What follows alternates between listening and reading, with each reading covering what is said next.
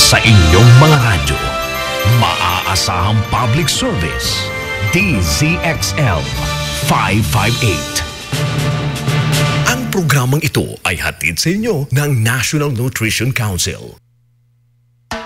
Nandito na ang programang kung saan ang kalusugan ay number 1. 21st at 22nd KBP Golden Dove Awardee for Best Radio Public Service Program. Radyo mo sa nutrisyon. Mga usaping ukol sa pangkalahatang kalusugan. Matutugunan ang inyong mga katanungan ukol sa samu-saring issue ng maayos na pangangatawan. Radyo mo sa nutrisyon. Mula ulo hanggang paa. Busog sa impormasyon. Hitik sa ekspertong kaalaman. Radyo mo sa nutrisyon. Malusog na katawan, malusog na isipan para sa produktibong mamamayan. Narito na ang inyong mga kasama sa kalusugan. National Nutrition Council Executive Director, Assistant Secretary of Health, Bernie Flores, at si Rod Marcelino. Malusog na katawan, nutrition. Mga kasama, kapag hindi po na-control ang kondisyon, kung tawagin po ay acid reflux, ay maaring humantong sa mga seryosong problema sa kalusugan. Kabilang na daw rito ang cancer sa lalamunan. Naku, ano ba yung acid reflux? Tutok na po para malaman. Ako po si Rod Marcelino at welcome sa Radyo Mo sa Nutrisyon, Year 5. Malusog na katawan, nutrisyon ang kailangan. Malusog na isipan, nutrisyon ang kasagutan. Magandang hapon po mga kaibigan at mga kabarkada sa kalusugan at nutrisyon. Kung inyo pong maalala, itinampong na natin sa episode 3 noong Hunyo po lamang ang pagsang heartburn. Yun yung pananakip ng dibdib kapag tayo po ay nag-overeat, sobrang inom ng alak, sobrang paninigarilyo, sobrang pagkain ng matataba at maasim. Pero alam nyo ba, ang heartburn po ay tip of the iceberg, ika nga. Yan po ang ating bubusisiin sa inihandang episode po na Acid Reflux ng ating ninang sa nutrisyon at kalusugan, ang Executive Director po ng National Nutrition Council, Assistant Secretary of Health, Bernie Flores. Magandang hapon po, Ma'am Bernie, at welcome back. Na-miss namin kayo for 2 episodes. Magandang hapon din sa iyo, Rod. Oo nga eh. Opo, sandali po, Ma'am, yung micro. Ayun, take 2 tayo. Sorry. Okay. Ayun, Magandang opo. hapon din sa iyo, Rod. At syempre magandang hapon po sa inyong mga suki. Oo, sorry Pero hindi bale. Mag-makeup tayo. Make kayo. Yun ang maganda doon. Pero tama ka, Rod, sa sinabi mo kanina na tip of the iceberg lang yung pinag-usapan natin nung June na heartburn. Opo. Actually, yung acid reflux kapag pinabayaan ay maaaring maging GERD. Bago pa rin yan GERD. O gastroesophageal reflux disease na maliban sa heartburn lamang, ang sintomas ay madadagdagan pa ng iba. Teka po, ma'am. Talaga nga bang dapat natin pag-usapan yan? Tama, oo. Talagang dapat kasi mukhang heartburn nagsimula, napunta sa acid reflux, tapos ngayon meron pa palang GERD. Kaya nga, minabuti natin. Posibleng humantong pa doon sa nako. Oo nga, kaya nga magpapasko pa naman. Tama po. Diba? Puro overeating ang correct. Ngayon. Puro panay kain tayo. Hindi lang overacting. Overeating pa. Kaya nga minabuti natin na mag-imbita ng isang eksperto. Walang iba kundi ang chairperson ng Civic Action Committee ng Philippine Society of Gastroenterology. Walang iba kundi si Dr. Felipe Gozar L. Duque. Good afternoon po, Dr. Duque, at welcome po sa Radyo Mo sa Nutrisyon. Good afternoon, Madam. Good afternoon, Madam Bernie. Good afternoon, Rod. Isa pong malaking karangalan ang kami po ay maimbita dito sa inyong programang Radyo Mo sa Nutrisyon. Sampu ng aking mga kasama sa aking organisasyon, ang Philippine Society of Gastroenterology.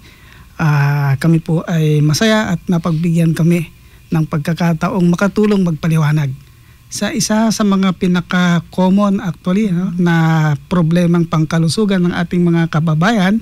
Ito yung gastroesophageal reflux disease. Ayun. Or GERD. Or GERD, Opo. yes, correct. So diretso na po tayo, Dok, sa ating talakayan dahil baka ang akala nila simple lang ito. No? na nararamdaman nila. Posible parang maging malala ito at isang sakit na po. So ano po ba in simple terms po ang acid reflux, Doc? Okay, yung acid reflux actually, ang sabi nga nung mga dalubhasa dyan, it's a normal physiologic event. Meaning to say, paminsan-minsan, nagkakaroon talaga ng pagkakataon na yung laman ng ating tiyan ay umaakyat pabalik sa esophagus. Pero kung nangyayari ito, kadalasan ito ay paminsan-minsan at panandalian. At kadalasan walang nararamdaman ang mga pasyente. Hindi nararamdaman. Ngayon, kung yung pagbalik doon sa esophagus ay nagiging madalas at napapatagal, yun yung nagkakaroon ng simptomas yung mga pasyente. At ito ay nagiging esophageal reflux disease. Okay? So sakit na. So naging sakit no, na. Yun. Opo. Doc, bakit po hindi nararamdaman? Anong ibig sabihin? Normally kasi, pagkatapos natin kumain, yung ating stomach ay medyo nai-stretch. Okay. Pag na-stretch yan, yung lower esophageal sphincter na tinatawag, medyo lumuluwag ng konti.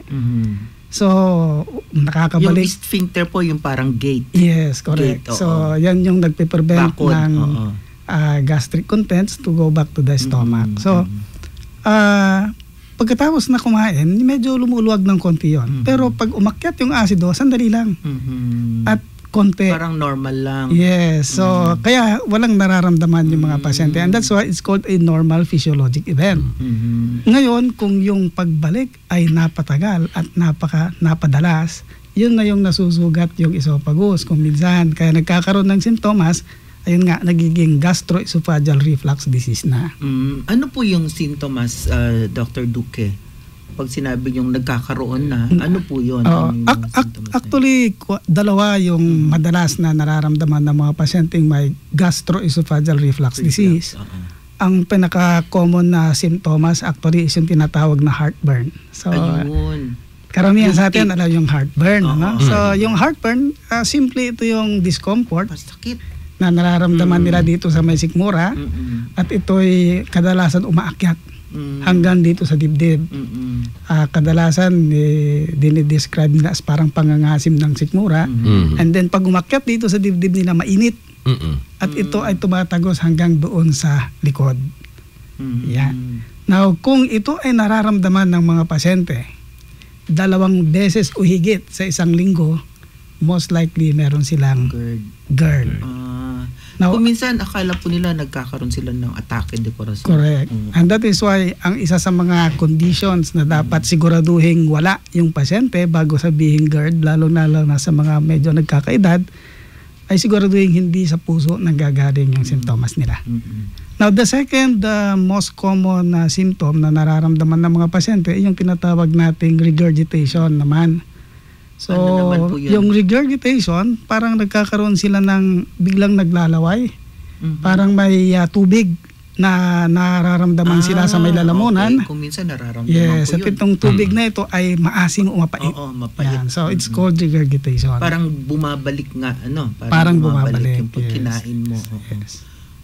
Tapos po, kailan mo naman masasabi na kung halimbawa yung mga nakikinig sa atin, Doc, ngayon, meron silang nararamdaman ng ganun, paano sila, anong dapat nilang gawin? Kailangan na ba silang magpatingin? Okay, yan ang maganda kasi na-mention ni Rod kanina na it's the tip of the iceberg. Okay, kasi napakarami ang mayroong reflux disease. Okay. Pero yung tip of the iceberg, ito yung mga pasyenteng nagpapakonsulta sa doktor. Nagpapatingin ka agad? Yes, yung pong nasa baba ng tip, ito yung mga pasyenteng nakakaramdam pero hindi nagpapakonsulta.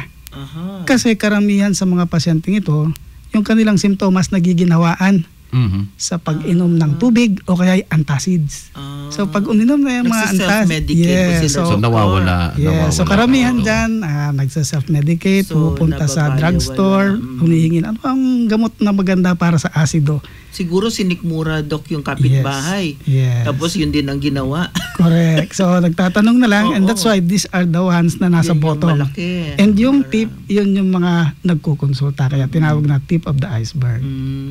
And ngayon po, ano po ang numero or anong prevalence or incidence ng GERD sa Pilipinas ngayon? Would you know? Okay. Yung statistics natin kasi kadalasan inaano natin sa Asian region, and ang prevalence is about 30%. 30%, yes. 30% of the population. Yun pa yung nagpapatingin.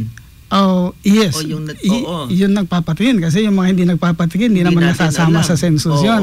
Okay, so it's about 30% of the population experience yung classic symptoms ng GERD, which is heartburn and regurgitation. Okay, so paano po masishare to nung isang pasyente na GERD na nga yung naramdaman niya? Okay, actually, ano ang ginagawa sa kanya kung magpatingin siya diagnosis, sa doktor? Okay, opo. so kung ang isang pasyente ay mayroon nung classic symptoms, which is heartburn and regurgitation, most of the time, chances are, especially sabi ko nga, kung yung symptoms ay nararamdaman niya ng 2 beses o higit sa isang linggo, malaki ang posibilidad na yung pasyenteng yan ay meron talagang gastroesophageal reflux disease. Now, sa mga pasyenteng nagsususpecha tayo ng gastroesophageal reflux disease base sa kanilang simptomas, isang pamamaraan para ma-diagnose, sabi na natin ma-document, yung tinatawag naming proton pump inhibitor or PPI test. So, paano ginagawa dyan sa PPI test? Binibigyan yung pasyente ng gamot na ang tawag po natin ay proton pump inhibitor, pampababa ng asido sa loob ng tiyan. At ito'y binibigay namin usually at double the usual dose for 2 weeks. After 2 weeks, pag yung pasyente bumalik sa clinic at ang sabi niya, Doktor, salamat.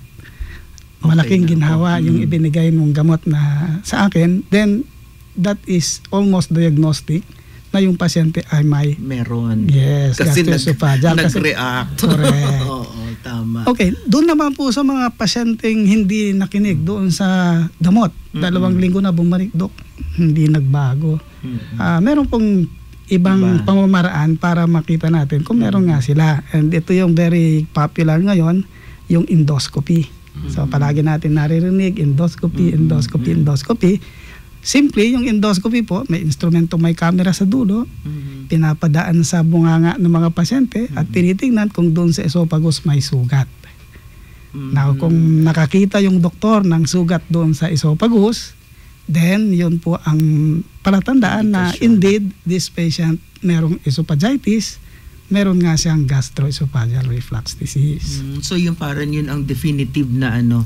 Yes, although meron pang mga iba. Meron pa pong iba. So, pero yun na yung... Yes, kadalasan yung ginagawa. Kasi kung walang makita doon sa esophagus, halimbawa, sa endoscopy, and yung doktor talagang suspecha niya, meron talaga. May reflux ito.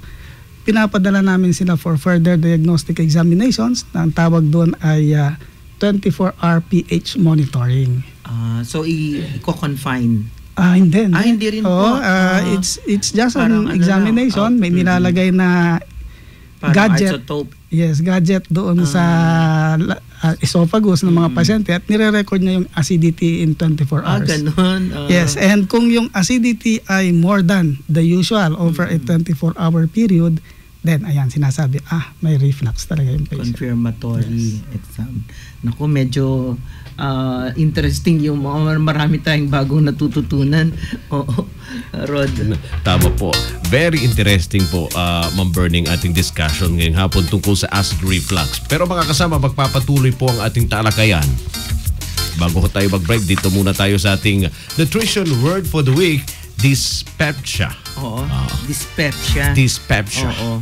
Actually, medyo related din sa ating kinatalakay. Ang dyspepsia po ay pangkalahatang termino na naglalarawan ng hindi magandang pakiramdam sa ating upper abdomen. Hindi po ito sakit, pero sintomas ito na may kasamang pananakit ng tiyan at pakiramdam ng pagkabusog. Ang dyspepsia ay karaniwang bunsod ng labis na pagkain, sobrang pagkain ng matataba, yung maaanghang, yung mataas sa caffeine gaya ng kape, pag-inom po ng alcohol at paninigarilyo, katulad din ng mga sintomas ng heartburn. Pero ito'y maaari ring sintomas ng gastritis, ulcer, gallstones, pancreatitis o cancer sa tiyan. Thank you po, Ninang Bernie. Dumako naman tayo mga kasama sa ating text question of the day. 100 pesos na ang halaga po ng cellphone load na inyo pong mapapanalunan. Kaya text na mga kasama. At ang atin pong text question of the day ay paliwanag din ng ating guest resource person na si Dr. Duque. Magbigay po ng 2 sintomas ng acid reflux. Naku, bilis. Napakasimple po yung tanong. Madali. Oo, tama. Mamaya silipin natin yung text line natin. Baka may mga sumasagot na. I-text po ang inyong sagot sa ganitong format. Full name, space, address, space, sagot po at isend sa 0908-579-6898. Samantala, reminder lang mga kaibigan, pwede nyo pong pakinggan muli at mapanood pa ang ating episode ngayon at yung mga nakaraan. Punta lang po sa Radyo Mo sa Nutrition channel, youtube.com/Radyo Mo sa Nutrition. One word lang po yung Radyo Mo sa Nutrition. At pwede rin po tayong maging friends sa Facebook, facebook.com/Radyo Mo sa Nutrition. O kaya po i-follow nyo kami sa Twitter, twitter.com/Radyo Nutrition. O kaya i-add nyo kami sa inyong circle sa Google+. At doon naman sa mga may tanong sa ating topic ngayong hapon mga kasama, text lang po kayo sa 0921-431-1044 for smart users. At sa mga gumagamit naman po ng Globe, 0927-650-6795. At sa subscribers, 0942-570-0106. Pwede rin po kayong tumawag sa 882-2374. Magbabalik ang Radyo Mo sa Nutrisyon. Radyo Mo sa Nutrisyon. Sa pagpili ng pagkain, iwasan ang 3 sobrang maaalat, mamantika at matatamis na pagkain. Tulong ito upang maiwasan ang hypertension at mga sakit sa puso. Gutom at malnutrisyon, sama-sama nating wakasan. Isang masustansyang mensahe mula sa National Nutrition Council ng Department of Health. Sigurado ka bang malinis? Huwag magutom sa panahon ng bagyo o sakuna. Mag-imbak ng pagkain at malinis na tubig. Maging handa para iwas trahedya. Gutom at malnutrisyon, sama-sama nating wakasan. Isang masustansyang mensahe mula sa National Nutrition Council ng Department of Health. Welcome back mga kaibigan, at ang ating topic ngayong hapon ay acid reflux. At ang ating special guest resource person ay si Dr. Felipe Gozar L. Duque. Siya po ang chairperson ng Civic Action Committee ng Philippine Society of Gastroenterology. At bago tayo nagsimula kanina, Rod, nag-uusap tayo ni Dr. Duque, no? So nabanggit niya na meron tayo ng mga around 300 gastroenterologists sa buong Pilipinas. Ngunit about 70% ay nandito sa Manila nagpa-practice. Si Dr. Duque mismo ay nagpa-practice hindi dito sa Manila, mga kaibigan. Galing pa po siya sa Dagupan City sa Pangasinan. Kaya nagpapasalamat. Bumiyahe ng napakalayo si Dr. Nagpapasalamat talaga tayo kay Dr. Duque dahil alam nyo, sabi nyo kanina, nagulat ako dun sa sinabi nyo na napaka-common. Maraming mga Pilipino ang nagsasuffer. Maybe quietly, maybe unknowingly dito sa sakit na ito. Tama yun. Maybe nagsiself-medicate. So, napaka-importante. So, dumako po tayo, Dr. Duque, ngayon sa gamutan. Paano po ginagamot ang acid reflux? Okay. So, dahil ang kadalasang sanhi ng pananakit o sintomas ng mga pasyente ay dahil doon sa asido na umaakyat mula doon sa stomach or tiyan papunta sa esophagus. Ang pinaka-common na gamot na binibigay namin sa mga pasyente ay yung mga gamot na nagko-control ng acid. Okay. So, ang ginagawa ng mga gamot na yon, pinapababa yung asido doon sa tiyan para konti yung acid na umakyat doon sa esophagus. Now, iba't ibang klase yung gamot na pampababa ng asido. So, para doon sa mga ang sintomas ay konti lamang o hindi masyado mild ang symptoms, actually yung mga antacids o kaya yung tinatawag na H2 receptor antagonist, pwede na. At ito ang kadalasang over-the-counter medications na ginagamit ng mga pasyente.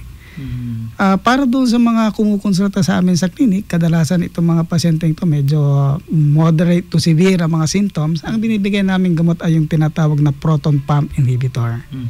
So, sinabi nyo, describe nyo. So, ang proton pump inhibitor, ang isa sa mga pinakamalakas na gamot ngayon na pampababa ng asido sa tiyan natin. And usually, yan po ibinibigay namin initially for 2 weeks. But on the average, it is given for 8 to 12 weeks, and sometimes may mga pasyenteng habang buhay na kailangang maggamot ng proton pump inhibitors. Hinahalin tulad namin yung GERD or reflux paminsan-minsan sa mga pasyenteng may high blood. Sila ay kailangan mag-maintenance medication. No? Mabanggit ko pala, Madam Bernie at saka Rod, kanina nasabi ko, 3 klase yung pasyenteng may reflux disease. Yung mga pasyenteng merong nararamdaman, pero pag tinignan yung loob ng kanilang esophagus, walang sugat na nakikita. Okay. So, ito ang karamihan sa mga pasyente. At ang mga grupo ng pasyenteng ito, ang tawag namin, non-erosive reflux disease. Walang sugat. Yes. And they comprise about 60% ng mga pasyenteng with GERD. Now, yung isang grupo, ito yung mga pasyenteng may nararamdaman. At the same time, pag sinilip yung kanilang esophagus, may sugat. Okay. So, these are the patients with esophagitis. So, they comprise about 38%. Okay, so, ito yung mga pasyenteng most of the time kailangan naka-maintenance medications. Ito yung sabi nyo kanina medyo severe na. Yes, because these are the patients na pag hindi po tuloy-tuloy ang paggamot, sila yung mga nagkakaroon ng komplikasyon.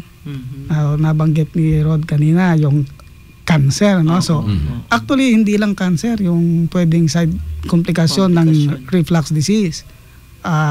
Pwedeng magkaroon po ng ulcer doon sa esophagus na pwedeng magdugo. Pwedeng magkaroon ng stricture, sisikip yung daanan ng pagkain dahil sa peklat. And a small percentage of patients, ito po yung medyo kailangan bantayan kasi sila yung nagde-develop ng third group which we call Barrett's esophagus. Ito so Barrett's esophagus. Remaining 2%. Yes. Kasi 60 plus 38 may 2%. Yes. So itong 2% na ito ang kinakailangang bantayan kasi po ito yung mga pwedeng mahulog sa cancer of the esophagus.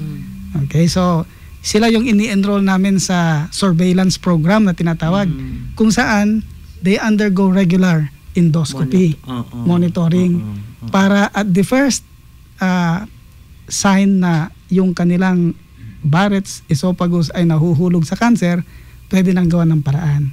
Kasi so dagdag gamot, ibang klaseng gamot actually they are advised to undergo surgery. Either endoscopic resection kasi pwede nang tanggalin yung mga abnormal na covering without surgery, endoscopic ang tawag nila doon. Or kung medyo malalim na, ayan, ino-opera na sila. Yun na yung medyo mas delikado. Yes. Pagka naman po, Dr. Duque, halimbawa, whatever kind of or type of patient you are, halimbawa, inatake ka sa publikong lugar, ano po yung effective na first aid, kumbaga? Anong gagawin ng pasyente? So, ang pinaka-effective siguro is yung intervention kung saan man-neutralize yung acid kaagad. Kasi acid yung umakyat Okay, kaya ina-advisean namin yung mga pasyente namin na kung po pwede, palaging may dalang yung antacid na tinatawag. So, the most popular is magnesium aluminum hydroxide. So pag inatake, buksan lang nila, inom. Man-neutralize kaagad yung acid. More often than not sila nagiginhawaan. Maliban sa magnesium aluminum hydroxide, yung mga iba pinapagamitan namin ng tinatawag na sucralfate, which is also very similar to magnesium aluminum hydroxide. Yan din. Or alginate. Dala-dala nila yan. Sa pag inatake, inom ka agad and hopefully man-neutralize. Ako. Kung meron po bang stage na dapat kasi sabi nga natin tip of the iceberg lang yung yung heartburn at marami 60%. What will urge ditong 60% na to na kumonsulta sa doktor? Okay. Mas masakit na yung nararamdaman nila. Yes. Tinignan tinignan yung mga pasyenteng may reflux and tinignan yung threshold kung saan sila nag-start magpakonsulta. And kadalasan ang pasyente mag-start ng magkonsulta yan kung nakakaramdam siya ng discomfort more than 2 times a week. Okay. Kung mas madalas. Yes. Pag less than that, kuminsan self-medication lang sila. But once they start yung maramdaman yung simptomas ng mas madalas o twice or more times per week, kumukonsulta na yan. Yung mga iba talagang takot sa doktor, kumukonsulta na lang kung meron ng mga komplikasyon. So, meron kaming tinatawag na mga alarm symptoms na siguro sa ayaw at sa gusto ng pasyente, kailangan magpatingin na siya. Number 1, pangangayayat. Okay, so pag merong simptomas at ang pasyente nangangayayat, kailangan sigurong kumonsulta na siya. Number 2, pamumutla. Okay, anemia is an indication para sila ay kumonsulta na sa doktor. Yung sumusuka o nahirapang lumunok, kailangan magpakonsulta sa doktor. O kaya may nakakapa ng mga bukol-bukol. Those are the indicators. We call them the red flag signs. They have to, kailangan kumonsulta na sila sa mga doktor. Dok, balikan ko lang yung kanina sinabi niyo isang pagka nagdudugo, nag-bleeding, yun ba lumalabas as blood o sinusuka ba yun o nakikita sa dumi? Yes. Pwedeng isuka nila yung dugo. Pwedeng ilabas nila sa dumi. Pag medyo naparami yung dugo at bigla-bigla, yan usually sinusuka nila yan. Pero pag pakonti-konti, usually sumasama yan sa dumi, ang mapapansin ng mga pasyente mangingitim yung dumi nila. Yes, mangingitim. Otherwise, hindi naman... But otherwise, yung lang symptoms ang nararamdaman nila, yung heartburn at saka regurgitation. In terms naman po ng nutrition, Doc, meron bang pagkain na angkop para medyo maibsan para o kaya ano yung mga dapat iwasan kung meron ka ng acid reflux? Okay, so doon sa unang tanong, meron bang pagkain na dapat inumin ng mga pasyenteng may reflux? The answer is wala naman. Wala. Okay, in other words, pwede naman diet lang. Yes, regular diet. Although merong mga pagkain na sometimes kailangan iwasan nila. So ano po yun? In general, hindi pare-pareho pasyente. Sa bagay. So ang usual first advice namin is kung ano yung sa tingin mo nagpapalabas ng simptomas, iwasan mo na lang. So ikaw na ang mag-determine. Yung pasyente na. Correct. But in general, ito yung mga ina-advise natin. So number 1, smoking. Tigil.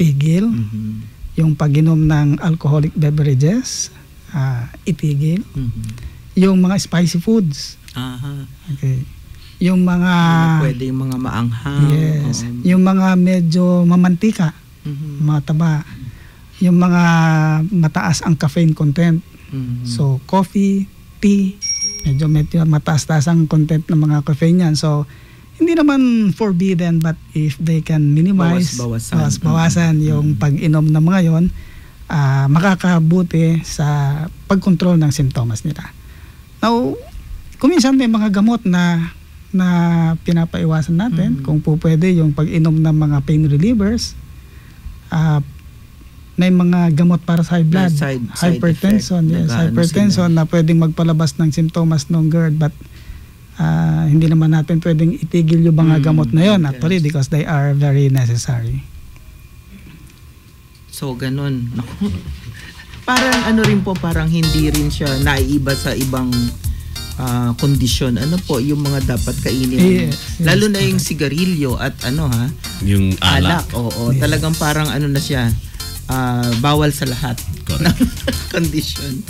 Okay, mga kaibigan, dumadaan po ang ating kinakain sa ating lalamunan sa tulong ng esophagus patungo sa tiyan.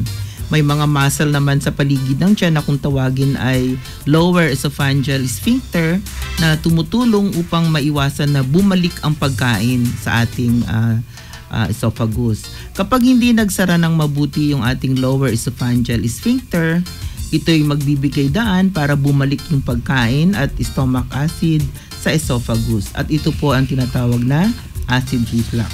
Para po maiwasan ang acid reflux, sabi ng ating doktor, kumain ng tamang dami at hindi sobra. Dahan-dahan lang ang pagkain, iwasang magsuot din ng masisikip na damit para pala comfortable ka. Matulog ng 2 oras o higit pa pagkatapos kumain. Huwag kain, tulog. Huwag kain pagkatapos immediately matulog. Umiwas din po sa tinaguriang heartburn triggers gaya ng matataba, mataas sa acid, maanghang or spicy na pagkain. Huwag pong manigarilyo. Huwag na rin uminom ng alak at yung mga inuming mataas ang caffeine content. At hindi nabanggit ni Doc pero palagay ko kasama rin ito magbawas ng sobrang timbang. Correct. Okay, maraming salamat sa ating guest resource person na siyang chairperson ng Civic Action Committee ng Philippine Society of Gastroenterology, si Dr. Felipe Gozar L. Duque. Dr. Duque, may we request you for your parting message for our listeners? Okay, so muli, Assistant Secretary Bernie, Rod, isa pong malaking karangalan ang ako po'y maimbita na mag-share ng aking specialty sa ating mga daan-daan o libo-libo sigurong taga-subaybay ng inyong programa, no? Hindi lamang sa Pilipinas but sa buong mundo. Opo. And ayan, sinabihan naman ako ni Madam Bernie kanina, pwede kong batiin yung aking mga kalalawigan, mga listeners natin dyan sa Pangasinan. Lalo-lalo na sa Dagupan City, isang magandang hapon sa inyong lahat. Patuloy po yung inyong pagtutok sa programang ito at ito po ay kapupulutan ninyo ng napaka-importanting mga impormasyon sa pangangalaga ng ating kalusugan, lalo-lalo na sa nutrisyon. Maraming salamat po, Dr. Duque. Thank you very much, Doc. At tama ho kayo. Actually, million na po nga. Hindi lang puli-puli. Million. At siguro nadagdagan pa yung mga taga-Dagupan.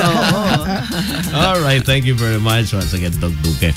Samantala mga kasama, narito na po ang 6 na winners ng tig 100 pesos na cellphone loan na una pong nagbigay ng kanilang sagot sa tanong. Alright, magbigay ng 2 sintomas ng GERD, okay, o ng acid reflux.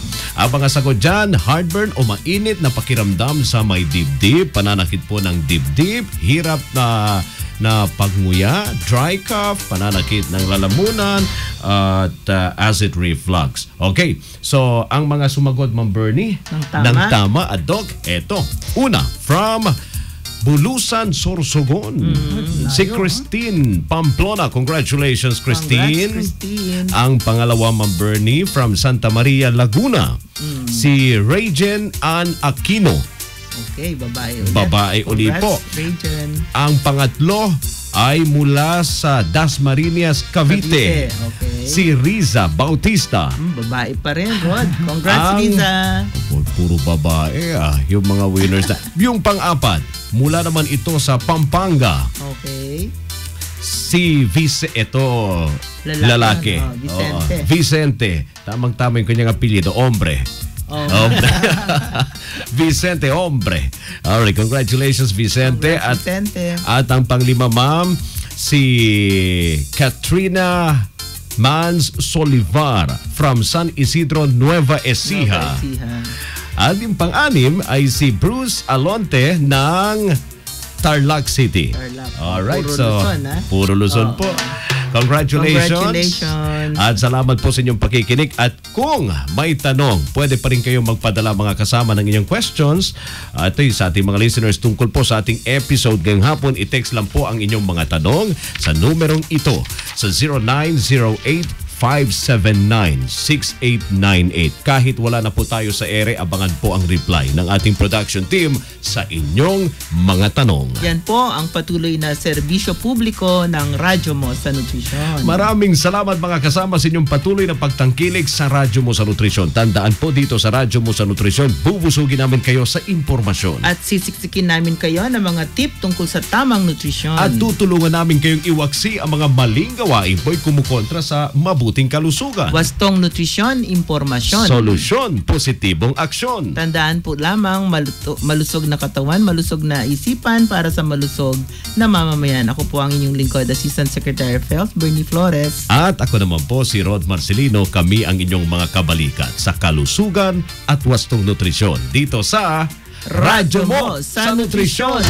Malusog na katawan, nutrisyon ang kailangan. Ang programang ito ay inihatid sa inyo ng National Nutrition Council. Radyo Mo sa Nutrisyon. Malusog na isipan, nutrisyon ang